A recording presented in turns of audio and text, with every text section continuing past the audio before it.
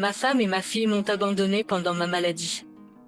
Des années plus tard, elles sont revenues réclamer ma maison. Mais commençons par le début.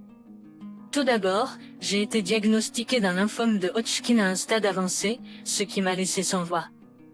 J'avais toujours été actif, je mangeais bien et je m'assurais de faire régulièrement mes examens de santé annuels chez le médecin. L'oncologue m'a informé que les causes exactes du cancer étaient encore incertaines, mais qu'il y avait une petite chance de survie avec une chimiothérapie rigoureuse. J'étais déterminé à me battre pour ma vie. Après avoir reçu mon diagnostic, je me suis assis avec ma femme, Janet, et notre fille adolescente, Leila, pour leur annoncer la nouvelle. Elles étaient dévastées, ce qui est compréhensible, mais je les ai rassurées en leur disant que je ferais tout mon possible pour combattre la maladie. Je ne pouvais pas m'empêcher de m'inquiéter de l'impact que cela aurait sur nos dynamiques familiales. Le médecin m'avait averti que la chimiothérapie serait épuisante et que beaucoup de patients ne survivent pas à de tels traitements. Plus tard dans la soirée, j'ai exprimé mes inquiétudes à ma femme. Elle m'a assuré qu'elle serait à mes côtés quoi qu'il arrive et qu'elle ferait tout son possible pour me soutenir. Nous étions financièrement stables, grâce à mon bon assurance, à nos économies substantielles et à un fonds fiduciaire provenant de mon grand-père décédé. Notre maison était entièrement payée et j'avais mis de l'argent de côté pour les études collégiales de Leila au cas où je ne serais plus là. Une semaine plus tard, j'ai commencé la chimiothérapie et cela a été extrêmement éprouvant. En rentrant chez moi, je me sentais complètement épuisé, comme si j'avais été heurté par un train. Je n'arrivais même plus à me nourrir moi-même, sans parler des tâches quotidiennes comme prendre un bain ou me promener. Ma femme et ma fille ont pris soin de moi, en préparant les repas, en s'occupant de la maison, en me conduisant au rendez-vous de chimiothérapie et en veillant à ce que mes ordonnances soient remplies. J'ai essayé de ne pas les surcharger et j'ai fait ce que j'ai pu quand j'avais de l'énergie. Cela a duré 2 mois éreintant. Cependant, j'ai commencé à remarquer des signes d'agitation de la part de ma femme et de ma fille. Il y avait une réticence croissante chaque fois que je demandais leur aide. Même ma fille ne répondait plus lorsque je demandais quelque chose d'aussi simple qu'un verre d'eau ou de l'aide pour obtenir un peu d'air frais. Les choses ont atteint un point de rupture lors d'un rendez-vous de chimio matinal un jour. Je me suis rendu compte que j'étais en retard et que ma femme ne s'était pas encore levée de notre chambre. Je l'ai appelée pour prendre de ses nouvelles. Et elle m'a suggéré, d'une voix fatiguée, de prendre un Uber à l'hôpital car elle était fatiguée. J'ai été choqué par sa réponse, mais ne sachant pas quoi faire d'autre, j'ai commandé un Uber et j'ai également contacté l'hôpital pour demander de l'aide, car ma femme ne serait pas là pour elle accompagner. Heureusement, mon chauffeur Uber a été incroyablement gentil et m'a aidé à atteindre l'hôpital en toute sécurité. Elle m'a même proposé de me raccompagner à la maison après mon traitement. J'ai été reconnaissant, mais c'était décourageant de devoir compter sur la gentillesse d'inconnus. Lorsque je suis rentré à la maison ce jour-là, la situation avait empiré. Après quelques heures de repos, j'ai trouvé le courage de parler à ma femme et à ma fille de leur comportement récent. J'avais remarqué un refroidissement dans leur attitude ces derniers temps, et cela devenait de plus en plus difficile à ignorer. Je leur ai demandé si elles se sentaient comme si je devenais une charge pour elles. Ma femme, après un long soupir, a admis qu'elle se sentait dépassée. Ma fille a renchéri en disant qu'elle ne s'attendait pas à ce que je sois aussi dépendant et exigeant pendant ma maladie. J'ai décidé qu'il était temps de discuter de solutions possibles. Je leur ai suggéré l'idée d'engager une infirmière qui pourrait venir quelques jours par semaine pour m'aider avec les tâches quotidiennes et m'accompagner à mes séances de chimiothérapie. Pour faciliter les choses, j'ai commandé un fauteuil roulant en anticipant qu'il y aurait des jours où je serais trop faible pour marcher ou même parler. À ma grande joie, ils ont accepté cette proposition. J'ai contacté l'hôpital pour des recommandations et ils m'ont envoyé une infirmière qui était à la fois douce et stricte. Elle a veillé à ce que je ne manque jamais un rendez-vous de chimiothérapie, a veillé à ce que je reçoive mes médicaments à temps et a même élaboré un plan de soins complet comprenant des repas sains. Tout semblait s'améliorer car les médecins étaient satisfaits de mes progrès. Cependant, malgré mes efforts pour alléger leur fardeau, ma femme et ma fille ne semblaient toujours pas satisfaites. Ma femme, en particulier, a commencé à se sentir comme si l'infirmière la remplaçait. Je lui ai suggéré que si elle était prête à assumer les responsabilités de m'emmener à la chimiothérapie, de remplir les ordonnances et de veiller à ce que je mange et prenne mes médicaments à temps, nous pourrions nous séparer de l'infirmière. La seule raison pour laquelle j'avais une infirmière était que j'étais devenue trop difficile à gérer pour ma femme, et elle a accepté à contre-cœur ce compromis. Elle a demandé si nous pouvions trouver un infirmier au lieu de cela, mais je lui ai expliqué qu'il n'y en avait aucun sur la liste recommandée de l'hôpital. L'infirmière que nous avions été choisie pour son expérience avec des patients atteints de cancer et sa compréhension de mes besoins spécifiques. Elle était méticuleuse, attentive et hautement respectueuse envers ma femme et ma fille. Je leur ai clairement fait savoir que la seule façon de remplacer l'infirmière serait si ma femme et ma fille étaient disposées à assumer ses responsabilités. Ma femme n'était pas satisfaite de cette proposition et a répondu que je devrais faire plus pour moi-même au lieu de faire de ma condition le problème de tout le monde. J'ai essayé de la raisonner, en expliquant qu'il y avait des jours où je pouvais à peine soulever ma tête, sans parler de me lever. La chimiothérapie avait gravement épuisé mon corps. Dans un accès de colère, elle est montée à l'étage et a commencé à claquer des portes. J'ai choisi d'ignorer sa crise de colère, réalisant que sa négativité ne ferait que nuire à ma récupération. Ma principale préoccupation restait ma santé et mon bien-être. Plus tard dans la nuit, j'ai reçu un appel de ma belle-mère qui vit dans un autre état. Elle a exprimé son mécontentement quant au fait que j'amène une autre femme dans la maison de sa fille. Techniquement, la maison était à mon nom, car je l'avais achetée avant notre mariage, mais j'ai décidé de prendre la voie élevée. Je lui ai expliqué poliment que j'avais besoin d'aide et que le niveau d'assistance dont j'avais besoin dépassait ce qu'elle était prête à offrir. Je l'ai assuré que l'infirmière que j'avais engagée était une professionnelle et respectait son rôle dans mon processus de rétablissement. Ma belle-mère a compris et a exprimé sa préoccupation pour mon bien-être, et nous avons terminé l'appel sur une note positive. Ma fille était disposée à m'aider, alors j'ai dû engager une infirmière pour alléger le fardeau de ma famille. J'ai souligné que la présence de l'infirmière ne serait que temporaire, durerait pendant la durée restante de mon mois de chimiothérapie, à condition que le cancer ne persiste ou ne s'aggrave pas. Elle n'a pas semblé complètement convaincue mais m'a finalement laissé tranquille, ce qui était tout ce que je voulais. Pendant environ une semaine après cette conversation, les choses semblaient relativement normales. Mon traitement a continué de progresser sans erreur.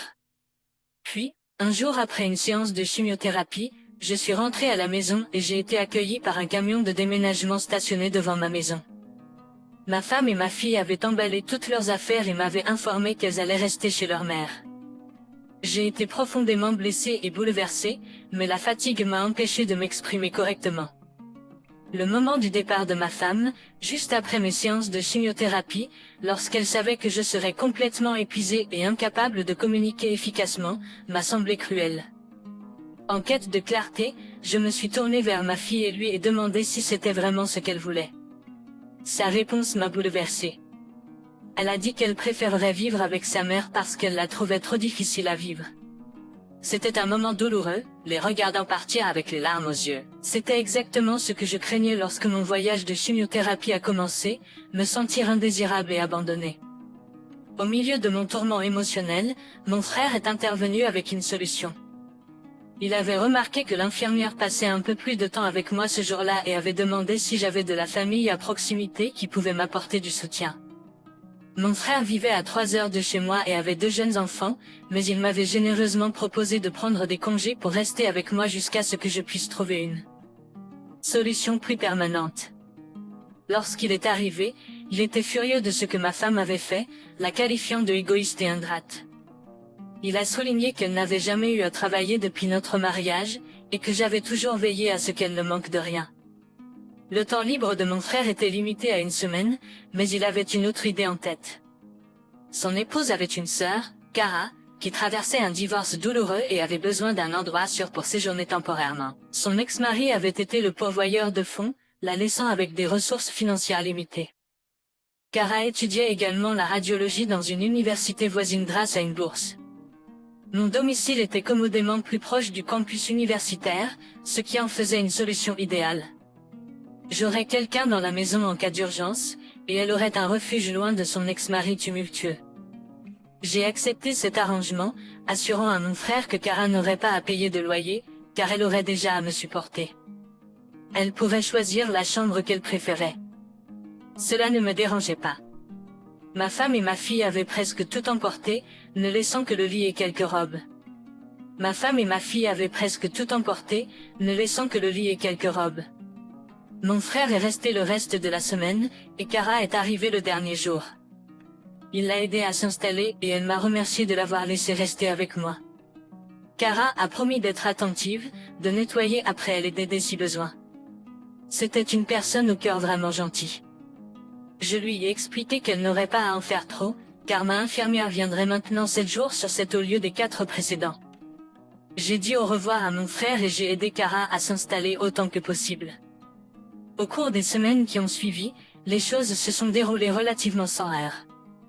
J'ai regretté ma femme et ma fille, mais il est apparu que je n'étais le seul à ressentir cela car elles ne m'ont même pas appelé ou vérifié comment j'allais.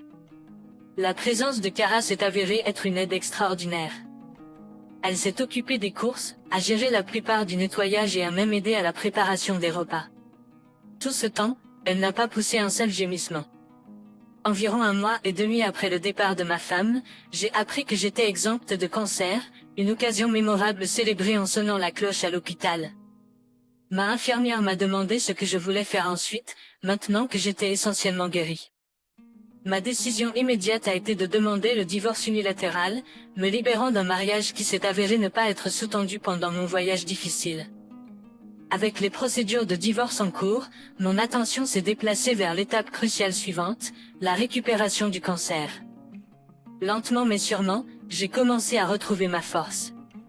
Mes cheveux ont repoussé, mes cicatrices ont commencé à guérir et j'ai pris du poids. Je me suis tenue à mon régime alimentaire sain dans la plupart des cas, mais je me suis permis des jours de triche pour savourer les repas préférés que j'avais manqués pendant ma maladie.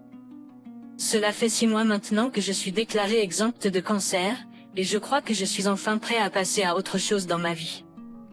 J'ai passé un coup de fil à mon ancien emploi et ils sont disposés à me réembaucher pour un travail à distance si je choisis de revenir. Je pense que je vais accepter l'offre parce que je prévois de déménager. Bien que j'ai une attache pour ma maison, il y a trop de souvenirs douloureux ici. J'aspire à un nouveau départ avec quelque chose de plus petit. Je prévois de donner la maison à Kara. Elle est passée par-dessus bord pour moi lorsque j'étais au plus bas, montrant une immense gentillesse même si nous étions pratiquement des étrangers.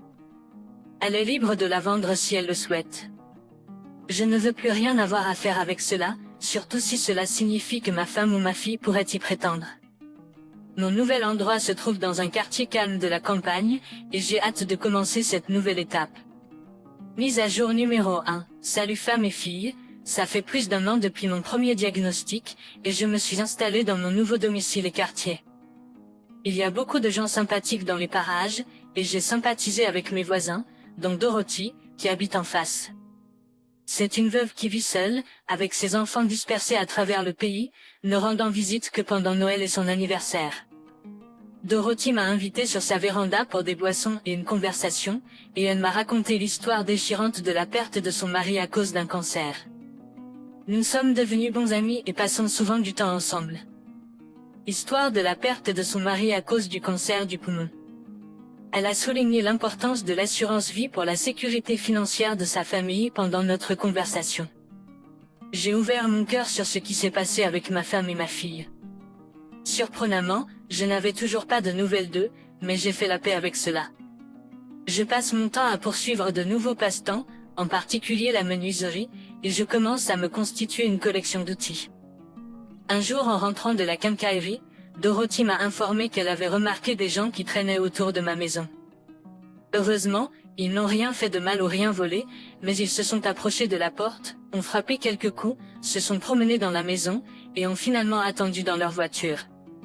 Dorothy a envisagé d'appeler la gendarmerie mais a décidé de ne pas le faire, car elle a pensé qu'il pouvait s'agir de membres de ma famille.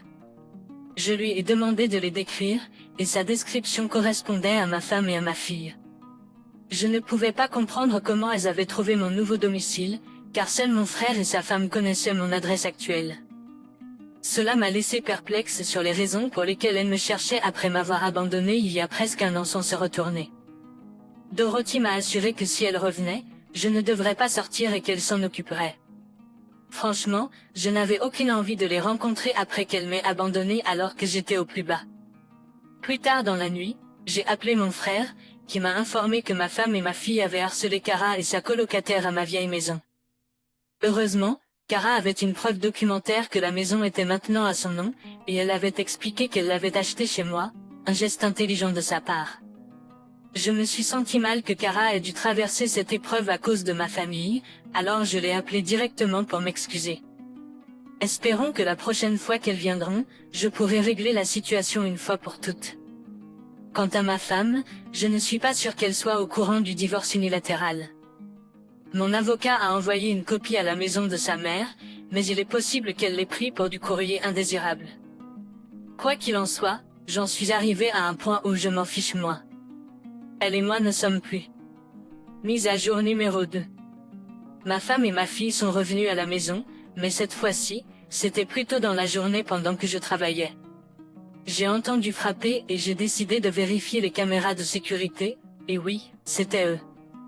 Ma femme avait l'air exactement comme je me la rappelais, mais Léla avait beaucoup grandi. Elle était pratiquement une jeune femme maintenant. J'ai suivi le plan que Dorothy et moi avions discuté, en restant à l'intérieur mais en me rapprochant de la porte pour mieux les entendre. Dorothy, toujours la bonne voisine, est venue les saluer et s'est présentée. Ma femme a demandé si Dorothy connaissait un homme nommé Richard, qui avait vécu là avant. Dorothy a semblé aussi perplexe que moi et a interrogé son utilisation de « avait vécu ». Ma femme a expliqué que son mari, pas son ex-mari, avait vécu dans cette maison avant son décès récent, suivant un long séjour à l'hôpital. Ma mâchoire a heurté le sol à cette révélation parce que, à ma connaissance, il n'y avait aucun enregistrement de mon décès nulle part, surtout pas à l'hôpital où j'ai reçu un traitement. Ma femme a prétendu qu'ils étaient les prochains de kin, impliquant que la maison leur appartenait de droit. Dorothy les a informés qu'un certain Richard avait vécu là pendant un moment, mais a précisé qu'il était divorcé. Elle a également partagé qu'au cours de notre période en tant que voisin, je lui avais dit que ma femme m'avait quitté et que j'avais déposé une demande de divorce unilatéral. Dorothy a ajouté qu'à sa connaissance, j'avais l'intention de léguer tous mes biens à des œuvres caritatives étant donné que je n'avais pas d'autre famille à part mon frère. C'est pourquoi elle a trouvé étrange de voir deux femmes fouiner dans ma maison. La conversation est tombée dans un silence inconfortable avant que Dorothy ne leur demande s'ils avaient un certificat de décès ou un testament. Ils ont répondu par la négative. Dorothy leur a expliqué qu'une fois qu'ils auraient ces documents, ils pourraient les emmener au bureau des archives du comté. S'ils étaient effectivement les propriétaires légitimes de la propriété, ils pourraient ensuite faire enregistrer la délégation à leur nom. Ma femme n'a pas bien pris cette suggestion. Elle a demandé à Dorothy qui elle pensait être et a commencé à crier, affirmant que Dorothy n'avait aucune autorité pour s'ingérer dans ses affaires. Elle a également accusé Dorothy d'être curieuse et lui a ordonné de s'occuper de ses propres affaires. J'ai ressenti un profond sentiment de gêne. Les gens de ce quartier ont été très gentils avec moi, et voilà ma femme qui fait une scène et dérange leur tranquillité. Une partie de moi voulait sortir et lui dire ces 4 vérités, mais j'ai choisi de rester fidèle à notre plan. Dorothy, qu'elle soit bénie, s'est excusée auprès d'eux et a expliqué qu'elle ne faisait qu'essayer d'être utile. Elle est retournée dans sa propre maison et peu après, ma femme et ma fille sont parties. Après avoir terminé mon travail, je suis allée chez Dorothy pour m'excuser. Elle a balayé l'affaire, disant que si elle trouvait le comportement de ma femme répulsif, elle trouvait aussi l'explosion assez amusante. Je souhaitais pouvoir être d'accord avec elle, mais je savais que ma femme pouvait être colérique quand elle était contrariée. Si elle revient jamais, je suis déterminée à l'affronter et à lui demander de me laisser tranquille. Elle est revenue hier encore. J'étais assis dans mon bureau à la maison quand j'ai entendu un grand bruit. En me précipitant dans le salon, j'ai trouvé ma fenêtre avant de briser et des gens criaient dehors. Je pensais qu'il pouvait y avoir un maniaque en liberté, et il s'avère que je n'avais pas tout à fait tort.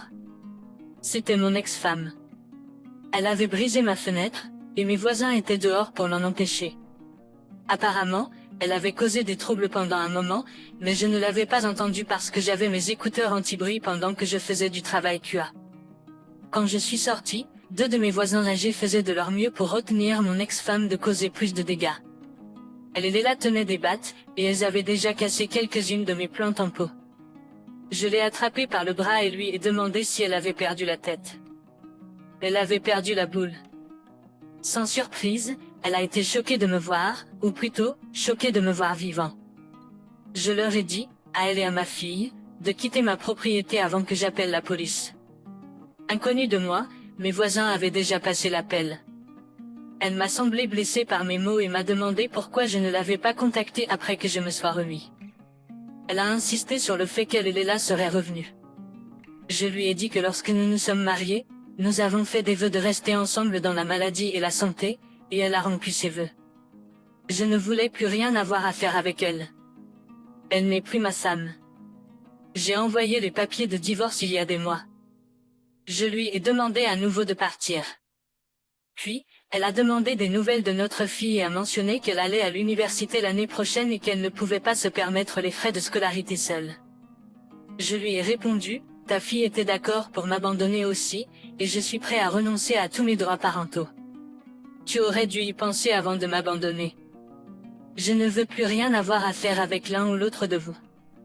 Après cela, elle est passée de bouleversée à en colère, m'appelant égoïste et insensible, ce qui m'a plutôt amusé, compte tenu des circonstances.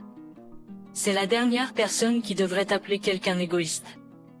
Je lui ai crié dessus, tu es une personne égoïste. J'ai rendu clair que je m'assurais qu'elle n'obtiendrait jamais un centime de moi. Ensuite, elle a balancé une batte sur moi juste au moment où les flics arrivaient. Ils ont immédiatement arrêté les deux. Ils ont demandé si je voulais porter plainte, et bien sûr, je l'ai fait.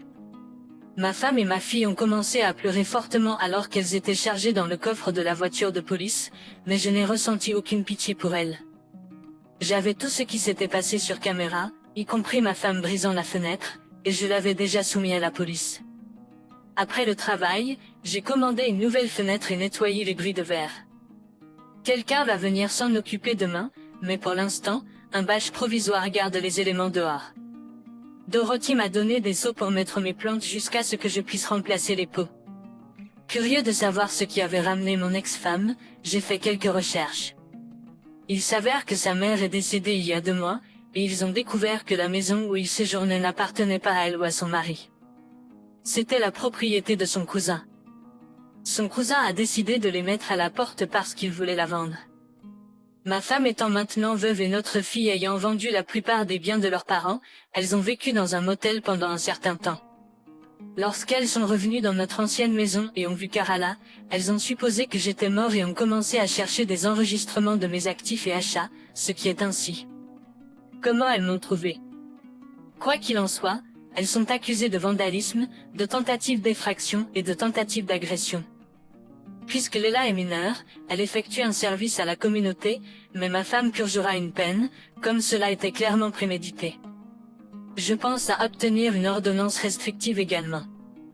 Pour l'instant, je n'aurai pas à m'inquiéter d'elle pendant un bon moment.